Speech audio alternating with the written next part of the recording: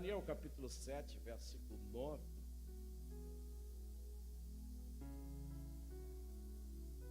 Ou melhor, capítulo 7, e o versículo 7.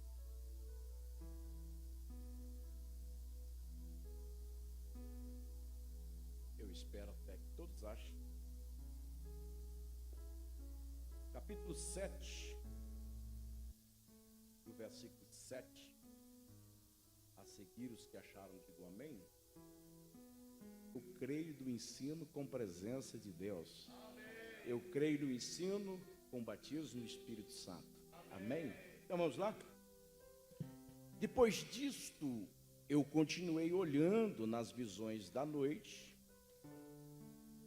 e eis aqui o quarto animal terrível e espantoso, e muito forte, o qual tinha dentes grandes, de ferro. Ele devorava e fazia em pedaços e pisava aos pés o que sobejava. Era diferente de todos os animais que apareceram antes dele, tinha 10 chifres. Estando eu a considerar os chifres, eis que entre eles subiu outro chifre. Isso aqui é nações com os seus poderes. Amém? Então voltando ao 8. Estando eu a considerar os chifres, eis que entre eles subiu outro chifre pequeno, diante do qual 3 dos primeiros chifres foram arrancados. E eis que nesse chifre havia olhos, como os de homem, em uma boca que falava grandes coisas. Olha só, e continuei olhando, ele está falando da visão que ele teve na noite. E eu continuei olhando até que foram postos uns tronos, mais do que um, amém?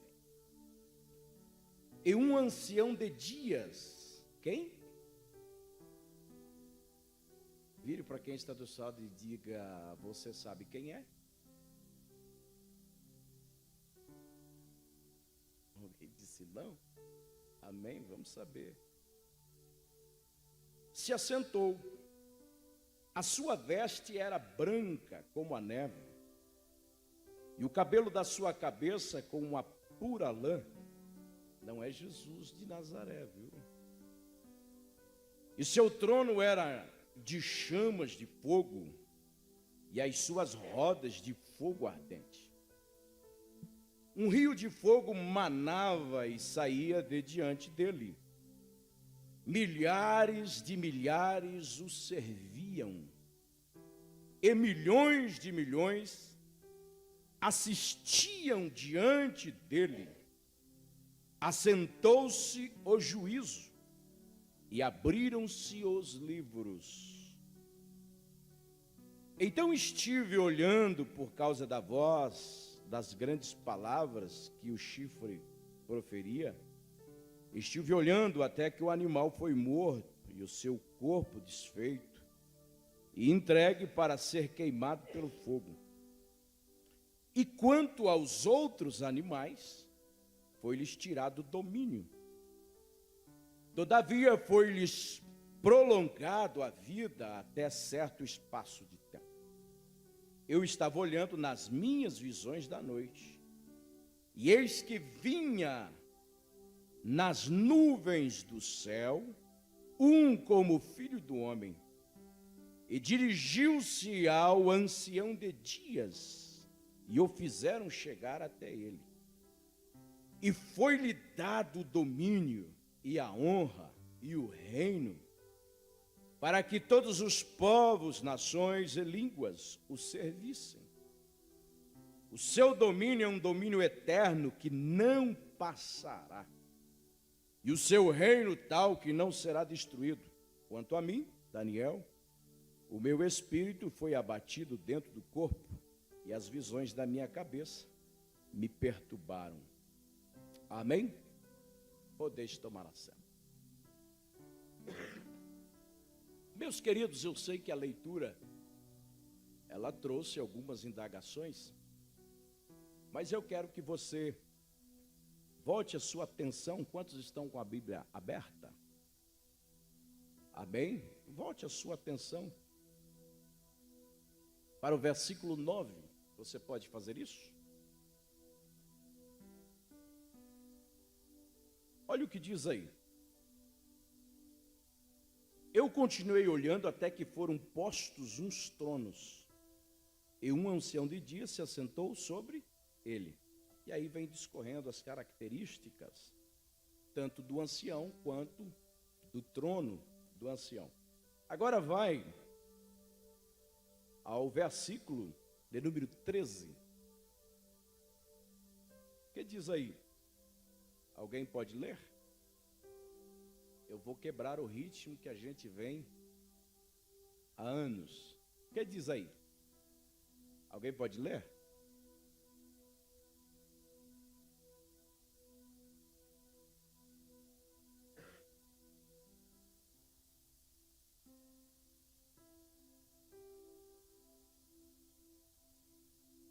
Amém. O texto, ele trata de verdades dentro do bojo profético,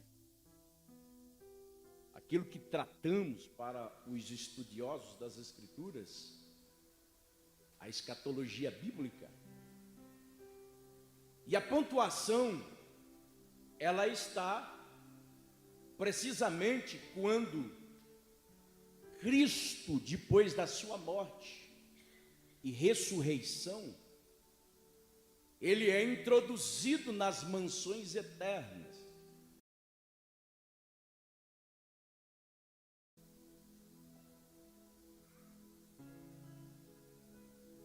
E aí vem a segunda alma da divindade, que é o Cristo. Vire para quem está do seu lado e diga: entendeu? Agora diga assim: se não entendeu, você precisa entrar na escola teológica na terça-feira.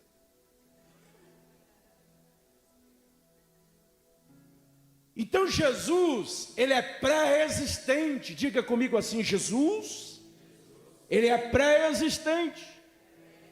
Olha o que João disse. João, no seu tratado sobre a divindade de Jesus, são 4 evangelhos, 3 sinóticos, porque eles se parecem nas suas dissertações, mas João vem com uma outra revelação, e João, ele se preocupa em revelar a deidade de Jesus.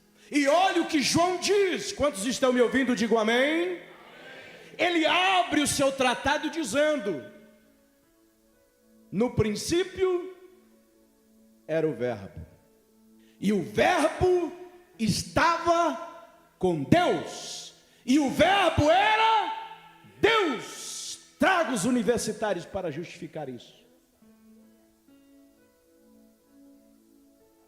No princípio era o Verbo, e o Verbo estava com Deus, e o Verbo era Deus, e ele se revela como ele quer, na medida que ele quer. Quem entende, levante a sua mão e glorifique o seu nome.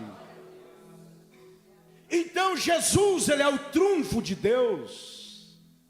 Jesus não era revelado aos anjos e nem aos demônios, muito menos aos homens. É por isso que você vê a matança lá na antiga aliança, quando Moisés nasce. Por quê? Porque o Messias deveria vir das águas. Esse é um assunto profundo, nós não vamos mergulhar nele. O diabo estava perdido, quem é o Messias? Por isso que Moisés, ele é associado à figura do Cristo. Quando Jesus nasce, qual é a ordem do império? Não foi matar? Veja bem, quando Satanás tem o diálogo com Jesus, ele diz: se tu és o Cristo. Paulo, em sua teologia, trata isso como a dispensação do mistério. Paulo fala de quantas dispensações? Volta e meia eu falo sobre isso.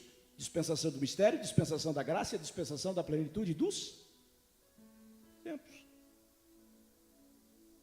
Na dispensação do mistério, ele é conhecido como anjo do Senhor, ele é conhecido como o capitão dos exércitos de Deus, ele é conhecido como a pedra fora do arraial, mas ninguém sabia quem era Jesus, o Messias. mas ele foi revelado aos homens, a revelação do próprio Deus aos homens, Cristo, que tabernaculou no ventre de Maria. Diga glória a Deus por isso. Diga assim: obrigado por essa revelação.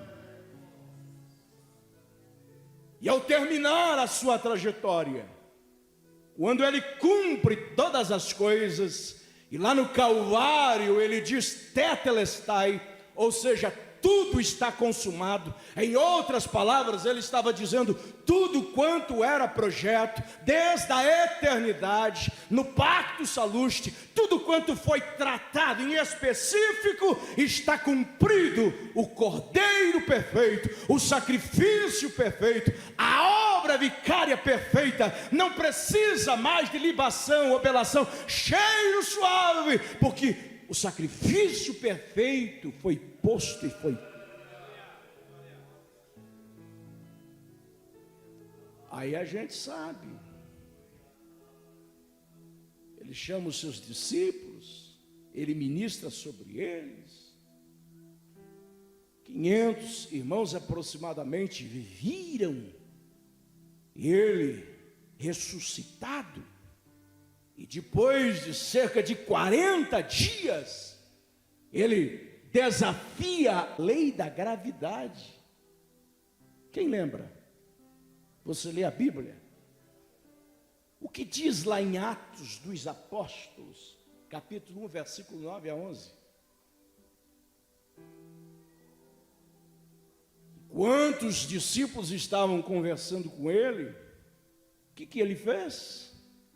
Ele foi assunto aos céus, levitando, levitando, levitando, levitando. E os discípulos começam a olhar um para os outros, o coração começa a se entristecer. Aí vem mensageiros do céu e dizem: ei, por que vocês estão tristes? Esse mesmo Cristo que vocês estão vendo subir, da mesma forma que ele está subindo, um dia ele voltará. E Atos, capítulo 1, versículo 9 a 11, diz que uma nuvem ocultou da visão dos discípulos o Cristo ressuscitado. Agora vamos para o texto que nós lemos. O que Daniel está falando aqui? Daniel está dizendo que ele viu, ele teve a possibilidade de ver aquilo que os discípulos viram de baixo para cima. Daniel está dizendo: eu vi um que vinha entre as nuvens dos céus, um como filho do homem. Observa que ele diz que há um cenário posto na sala que governa todo o universo. Há um assentado sobre o trono, mas ele é enfático em dizer que foram postos tronos. Eu não tenho tempo, então deixa eu sintetizar aqui. Satanás um dia andando lá no pé do Monte Sião, porque o mundo de Deus, ele é muito lindo. Pense num monte muito grande, mas não é aqueles montes que você vê lá no litoral catarinense, lá no Nordeste. Pense num monte muito grande, muito grande, muito grande, muito grande. Em cima deste monte, que é o Monte Sião, está a cidade maravilhosa, a cidade do grande Deus. No meio da cidade existe a sala que governa todo o universo, natureza animada e inanimada. Dependendo como você lê as visões dos profetas, você vai ter um vislumbre como é. Aqui Daniel diz que debaixo do trono sai um rio de fogo. Esse rio é aquela visão que Ezequiel teve. E Ezequiel, ele traduz que ele viu um rio que saía debaixo do trono, não é assim? Esse rio, ele sai dançando e saltando de debaixo do trono de Deus. Ele passa pela praça da cidade. E ele desce como uma cachoeira muito linda no Monte Sião. Deus gosta de águas. Vire para quem está do céu e diga: Deus gosta de águas. E ao cair ao pé do Monte Sião, faz-se muita espuma. Coisa gloriosa de se ver. E aquilo sobe como vapor, e aquilo condensa em nuvens, e de tempo em tempo chove.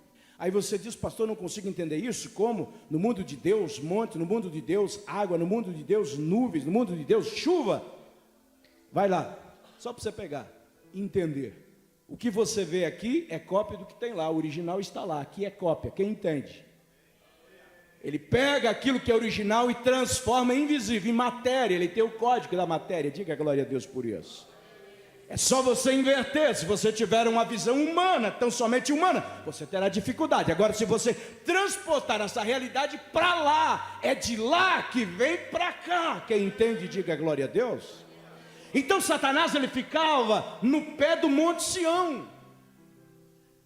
E ali estão as congregações. Quando você lê Ezequiel capítulo 14, se não me foge da memória, capítulo 28, Isaías capítulo 14, Ezequiel capítulo 28, era ali que ficavam os anjos e as pedras afogueadas que eram produzidas, e ele contabilizava e levava até a presença de Deus, porque as pedras eram combustíveis para o seu trono. Já vou falar o que significa a sua oração em relação a isso. Então observe, na sala que governa o universo, estava posto um trono só. O trono era de quem? Agora na linguagem do Novo Testamento, do Pai. O ancião de dias, quem é? Quem é o ancião de dias? Vocês estão aí? Vocês estão aí? Quem é o ancião de dias? Hã? Vocês não estão comigo. Eu vou orar e vou embora.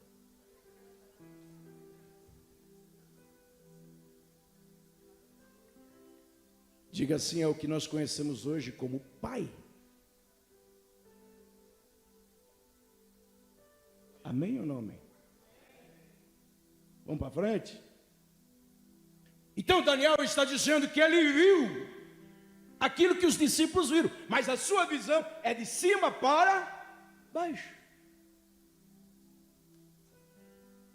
João, na sua visão na ilha de Patmos, ele teve a mesma visão. Da onde, pastor? De baixo para cima. E fica muito claro quando você lê o capítulo 4, e você vai ver nitidamente. Eu queria ter tempo para você pegar a Bíblia, abri-la, ir lá no texto, ler comigo com paciência. Como eu queria voltar aos cultos de terça-feira para isso. No capítulo 4, ele está dizendo que há um trono só. O cenário que está na sala do grande trono, só tem um assentado.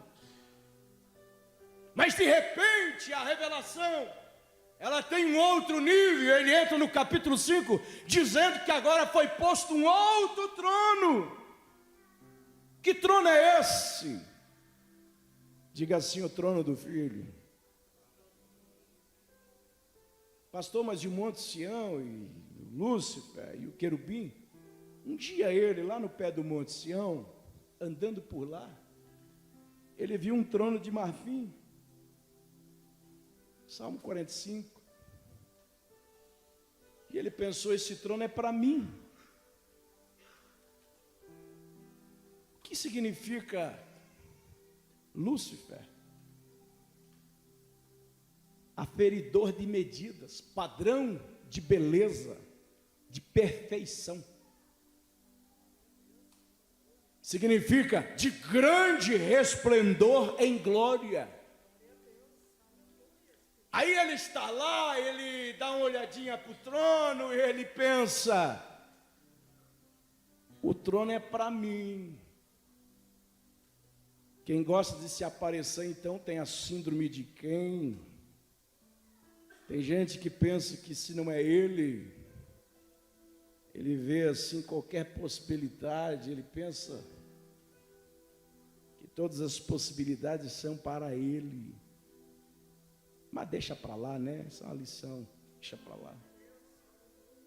É por isso que ele disse: eu subirei às mais altas nuvens. Lembra que eu falei de nuvens? Quem lembra que eu falei de nuvens? Vamos ver se está comigo. Quem lembra? Quem lembra? Quem lembra? Quem lembra? Eu subirei às mais altas nuvens, estabelecerei o meu trono e serei semelhante. Ele sabia que mais do que ele não poderia ser, então ele diz: serei semelhante ao Altíssimo. Ninguém pode ser maior do que ele. O diabo reconhece isso.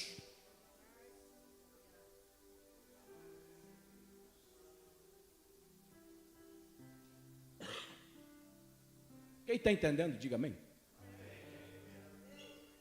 Então nós estamos tratando aqui da entrada de Jesus na eternidade. Nós estamos tratando aqui da entrada de Jesus na eternidade, depois da sua morte e ressurreição. Quando você lê o Salmo 24, você vai ver que há duas expressões, eu já preguei sobre isso, então só dando uma pincelada. Quando Jesus está sendo introduzido na eternidade, lembra? Na visão de Daniel, ele vê de cima para baixo, os discípulos vê de baixo para cima, João vê de baixo para cima. Agora, veja, o Salmo 24 retrata esse quadro. Alguém grita assim: levantai, ó portas eternas, levantai, ó portais eternos. E alguém grita: por quê? E lá vem a resposta: porque entrará o Rei da Glória. Mas lembra, Ele é o trunfo de Deus, Ele é o segredo de Deus, Ele é o elemento secreto de Deus. Ninguém sabia, na sua grande maioria. Então, lá vem a pergunta, está lá no Salmo 24: mas quem é esse Rei da Glória? Como que quem diz: a gente não sabe quem é esse que está por chegar, que já chegou. Quem é esse Rei da Glória? E o que é que o texto diz? Ele é o Senhor poderoso, o Senhor das batalhas. Ele é o Rei da Glória. Se você reconhece que Ele é o Rei da Glória, levante a sua mão e diga alguma coisa para Ele. Urabaias, turimicandalaias.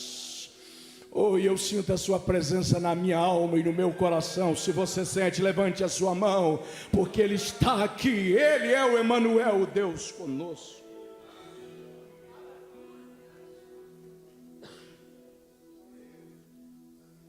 Mas antes dele subir, ele disse assim: eu não vos deixarei ó. Lembra? João capítulo 14. Eu vou rogar ao Pai. Lembra que essa linguagem de Pai é só no Novo Testamento. Para nós, no sentido de cristandade, para nós. Eu rogarei ao Pai e Ele vos dará um outro Consolador. A gente não fala que Cristo é Consolador também. Ele vos dará um outro Consolador para que fique com vocês para sempre. João 16, ele está ministrando ainda o coração dos discípulos, e ele diz assim: todavia digo-vos a verdade. Os discípulos estavam sentindo, a gente vai ficar só. Eu digo: todavia digo-vos a verdade, convém que eu vá, porque se eu não for, o Consolador não virá a vós. Mas quando eu for, vou-lo enviarei. Ou interaja comigo, interaja com o seu irmão, diga: você tem um Consolador dentro de você. Oh, nós não estamos sozinhos. Quantas vezes nas batalhas, nas lutas, nos desencontros da vida, nos abatimentos da vida, eu fui surpreendido, às vezes sozinho, vivendo as experiências que achatam a alma e as emoções, a mente a psique é turbada, mas de repente você sente algo, e você sabe que a presença dele é o Consolador. Levante a sua mão e agradeça pelo Consolador. Levante a sua mão mais alto, reaja, crente, agradeça a ele pelo Consolador. Você não está sozinho, nós não estamos sozinhos, existe um Consolador com a gente. Elergue a terra e a céu, uramacantu que teua, serebe como anahaias. Agora olha aqui para minha mão, nada pode roubar a sua atenção, olhe para cá. Rapidinho assim, um dia eu vou falar só sobre isso. Quando o Espírito Santo, ele saiu da terra, porque no Antigo Testamento, ele vinha de forma esporádica. Diga assim comigo, o Espírito Santo no Antigo Testamento, ele vinha à terra de forma esporádica. Ele usava apenas 4 classes de pessoas: reis, profetas, sacerdotes e juízes. Ele vinha para um propósito e voltava, ele vinha para um propósito e voltava. Mas você lembra lá do tratado de Deus com a humanidade, dilúvio, aquela coisa toda, produto do pecado? O Espírito Santo, ele foi, e ele não voltou. Quem lembra disso?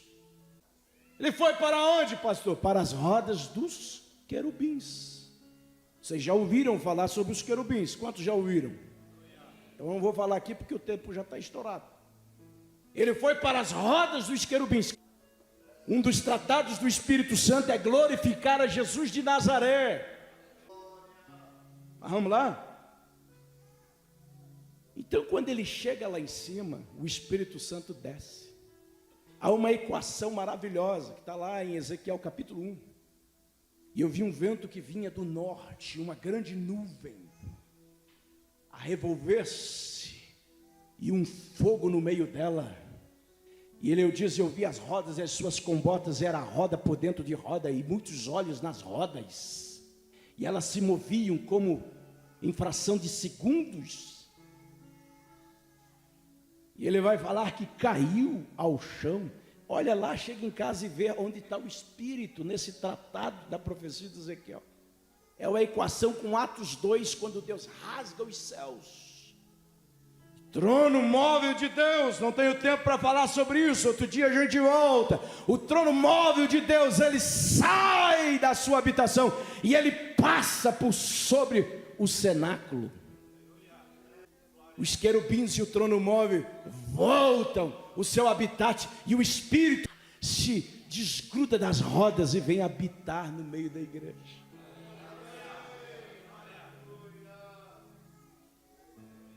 Até aqui tá bom? Mas vamos lá, porque eu preciso encerrar. Amém ou não amém? Amém ou não amém? Glória a Deus. Aleluia. Vamos para frente ou vamos orar e vamos para casa? Vamos para frente? Vamos lá, já vou encerrar.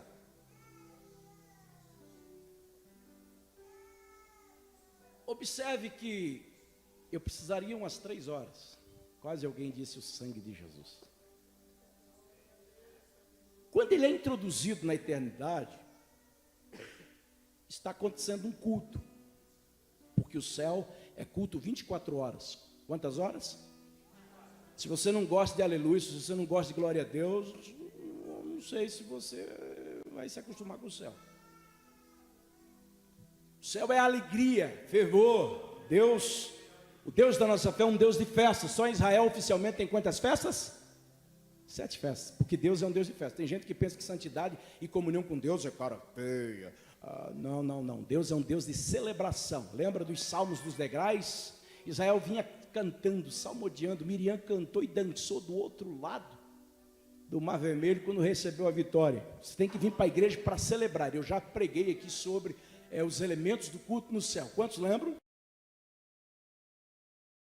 A palavra que eles dizem: santo, santo, santo.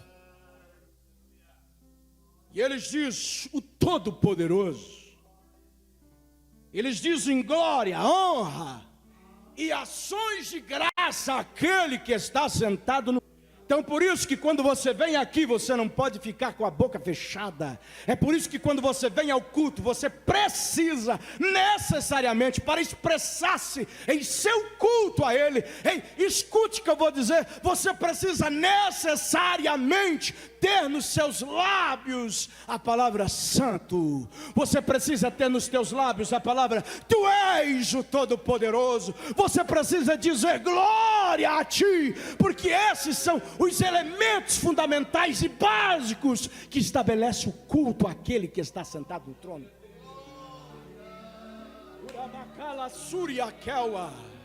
Isaías tem uma visão também da sala do trono, e ele diz que viu os serafins. Quem são os serafins? Os seres ardentes que refletem a santidade e a glória de Deus, e eles têm 6 asas, com 2 cobrem os rostos, com 2 eles voam, e com 2 eles cobrem os pés. Isaías diz que eles fazem translação diante, ao redor do trono. Ao mesmo momento que fazem translação, eles fazem rotação, e nesse movimento de translação e rotação, eles verbalizam uns aos outros no culto, dizendo: Kadosh, Kadosh, Kadosh, Yahvé Sabaoth, ou seja, santo, santo, santo é o Senhor dos exércitos, e toda a terra está cheia da sua glória. Então, meu querido, se você vem à igreja e tem o costume de ficar com a boca fechada, entenda que você não está cultuando. Quem sente Ele? Quem sente Ele? Terrécia, terrébia, se você entender esses elementos particular, fundamental do culto, não existe culto ruim.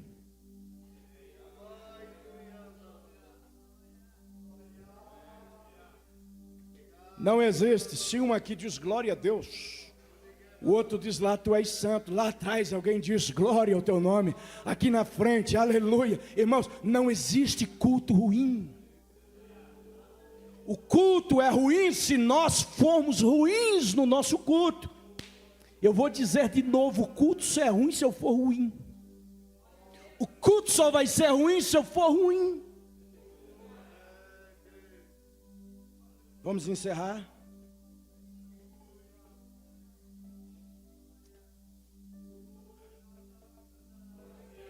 Selva, Urimicaias, Terrévia. Ô glória, tem culto aí, tem culto aí, tem culto aí, tem culto, tem culto, tem culto. Mas vamos encerrar?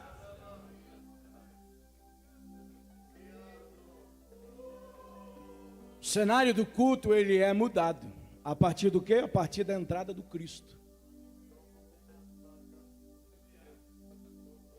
Quando o Cordeiro é introduzido, o Rei da Glória é entronizado, o mundo de Deus, os tratados de Deus são coisas maravilhosas. Então quando ele é introduzido na sala, alguém traz o trono de marfim. Quando ele se assenta no trono, então agora não tem mais um trono, tem quantos tronos? 2 tronos. Então agora não tem mais um trono, tem quantos tronos?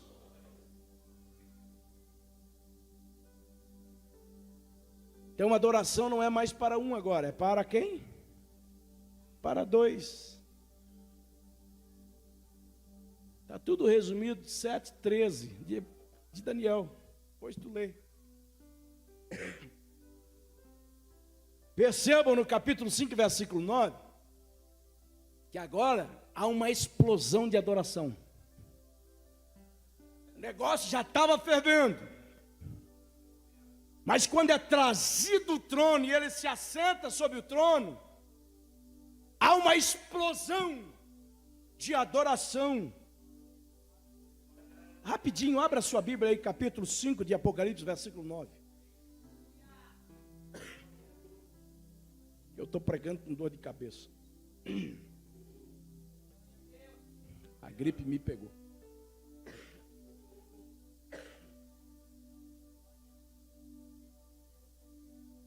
Que diz aí? Vem aqui, pastor Elias, lê aqui. Apocalipse capítulo 5, versículo 8. A sua versão.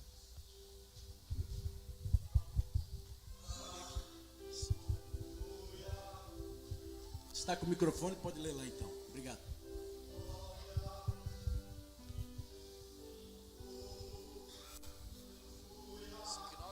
Cinco e 8. Pois o 9.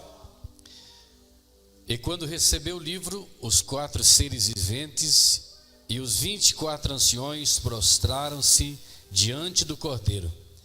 Cada um deles tinha uma harpa e taças de ouro cheias de incenso, que são as orações dos santos. Versículo 9.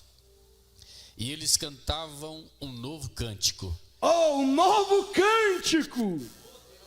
Uramaias. Pode ler. Digno é de receber o livro e de romper os seus selos, pois foste morto e com o teu sangue compraste para Deus homens de toda tribo, língua, povo e nação. Aleluia. Versículo 11. E ouvi a voz de muitos anjos. Oh, glória, a ao voz de redor do muitos anjos. Muitos anjos ao redor do trono, dos seres viventes e dos anciões. O número era de milhões e milhares de milhares. Continua lendo. Eles proclamavam em alta voz: digno é o Cordeiro, que foi morto, de receber o poder, riqueza, sabedoria, força, honra, glória e louvor. Amém. Dos 5 elementos do culto, agora tem mais 3. Dos 5 elementos do culto, agora tem mais 3. Eu estou sentindo uma coisa tão boa. Olha a explosão que houve de adoração. E agora eles não dizem só que é uma adoração baseada na santidade, no poder, na glória, na honra, com ações de graça, mas agora com poder, riqueza e força. Diga assim: o meu Deus é um Deus de poder, riqueza e força. Diga assim: durante essa semana, eu preciso guardar na minha mente, no meu coração, que o meu Deus é um Deus de poder, riqueza e força. Preciso encerrar. Houve uma alteração do cenário, sim ou não? De um culto agora foi para o outro culto. O culto sempre pode melhorar. Culto sempre pode melhorar. Tem gente que fica assustado quando alguém levanta a mão, bate a mão. Tem gente que fica assustado quando alguém levanta do banco. E você não deveria estar assustado. Você deveria ser também inspirado para isso. Você não deveria esperar o pregador dizer levante a mão para adorar. Você não deveria esperar o cantor dizer levante a mão para adorar. Você não deveria esperar quem está dirigindo o culto dizer levante a mão para adorar. Porque você precisa entender que o teu Deus, ele é digno de receber honra, glória e poder.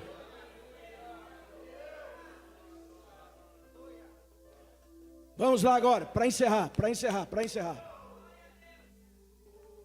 Depois daqueles que estão assentados nos tronos, depois dos tronos, o mais importante na sala do trono, ou dos tronos, é o altar de incenso. Diga assim: altar de incenso. Vire para quem está do seu lado e diga, faça uma pergunta: você sabe onde fica o altar de incenso? O altar de incenso fica diante do trono, dos tronos, melhor dito. Quando era só um trono, ficava frente ao trono. Agora fica diante dos tronos. Isso tem tudo a ver com o tabernáculo lá, tá? Porque o tabernáculo real e verdadeiro está no céu. Aqui embaixo foi cópia.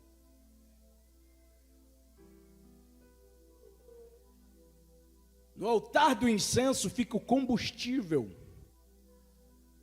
que dá toda a mobilidade para o trono.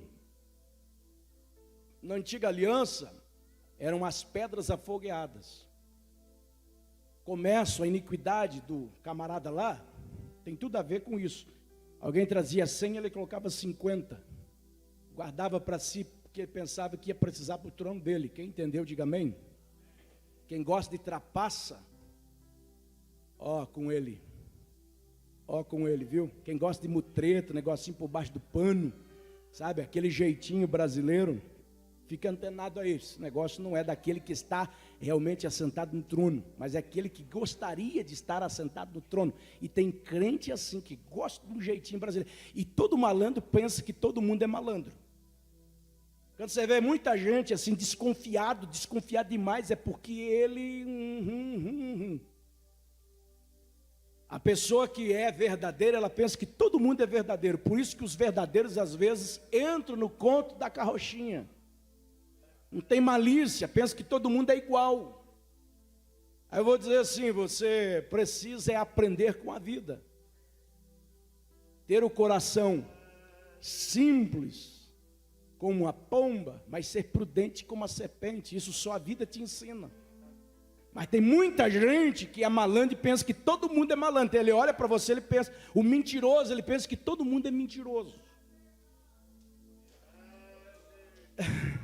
Eu escutei, é verdade, Jesus.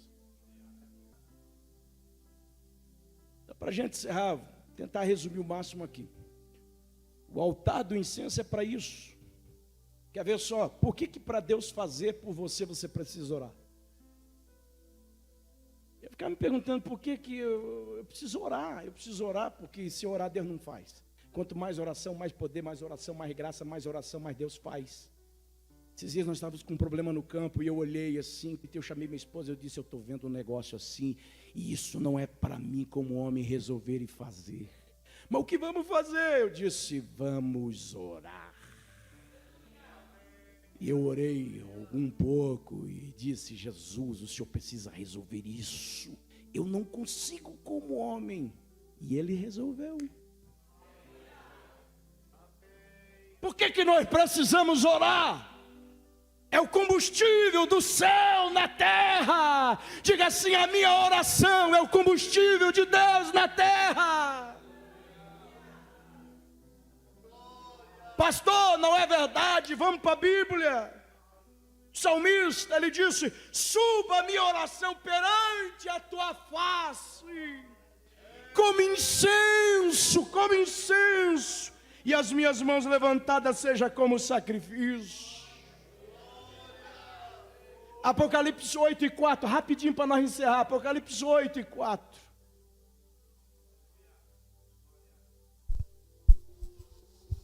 E da mão do anjo subiu à presença de Deus a fumaça do incenso com as orações dos santos. Ai, glória. Um dia eu preguei para a juventude aqui, isso aqui, né? Rapidinho. 24 anciões, certo? 2 tronos, em volta dos 2 tronos, quantos tronos? Não, 2 tronos, e em volta dos 2 tronos tem quantos anciões? Então são quantos tronos? Quantos tronos? Não, 26. Então diga assim comigo, só para você gravar. Na sala do trono, dos tronos, são 26 tronos. Diga assim, na sala dos tronos, são 26 tronos. Agora olha que interessante. Os 24 anciões, eles são responsáveis por turnos, 24 horas. Quantas horas? Agora são 9:08. Já passei do horário. Vamos encerrar. Há exatamente, segundo o meu relógio, há 8 minutos, o turno lá em cima foi trocado. Porque tudo que acontece na terra é regência do céu. Se resolve no mundo espiritual, depois aqui. Quando você vê o texto de Apocalipse 22, que diz que no meio da praça da cidade existe, de um lado do rio, lembra, esse rio é aquele que sai do trono. Então, de um lado, na praça, quando o rio passa, de um lado do rio, Olha o que diz 22:2: no meio da sua praça, de um lado e de outro do rio, estava a árvore da vida, que produz 12 frutos, dando seu fruto de mês em mês. Você entende? Os ciclos da natureza animada e inanimada estão arregimentados com o mundo de Deus, lá na eternidade. Deixa para lá, vamos voltar aqui na oração para encerrar. Então, de hora em hora, no céu tem uma mudança de turno. O ancião da vez, ele colhe. Se você ler aí o texto, você vai ver que ele tem na sua mão um incensário, a harpa e um incensário. E as orações sobem como incenso. Quem entende? Quando você lê as revelações ali de João, você vai ver que ele diz que ele ouviu muitas vozes, relâmpagos e trovões. Eu não entendia, muitas vozes, relâmpagos e trovões. Escute só, olha que extraordinário. Porque muitas vozes são as orações dos santos, que chegam na sala do trono. Eu vi muitas vozes, não eram as vozes dos milhares e dos milhões, não eram as vozes dos querubins, dos serafins e nem dos anciões. É a voz, a oração dos santos. E ele diz que viu relâmpagos e trovões. Por quê? Porque os anjos sobem, os anjos não habitam no terceiro céu, os anjos habitam lá onde estavam as congregações. É ali que é a parada, a morada dos anjos. Então eles sobem até o trono de Deus. Por quê, pastor? Eles sobem com aquilo que sai do trono. Segundo a medida das orações que vão subindo, de turno em turno, as orações são postas sobre o altar do incenso. E conforme é posta sobre o altar do incenso, ele chama os seus anjos. E Hebreus diz: ele faz dos seus anjos ministros e labaredas de fogo. Ele dá ordem aos seus anjos para te guardar em todo o teu caminho. O anjo do Senhor acampa ao redor daqueles que o temem e o livra. Os anjos estão para trabalhar a favor daqueles que hão de herdar a salvação. Para cada crente existe pelo menos 2 anjos. Fica de pé.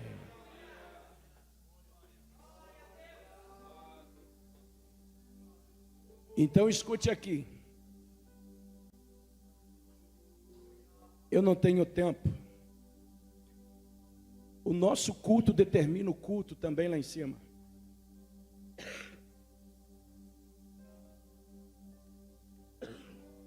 A sua vida de vitória é determinada pelo grau da sua devoção, da sua oração também.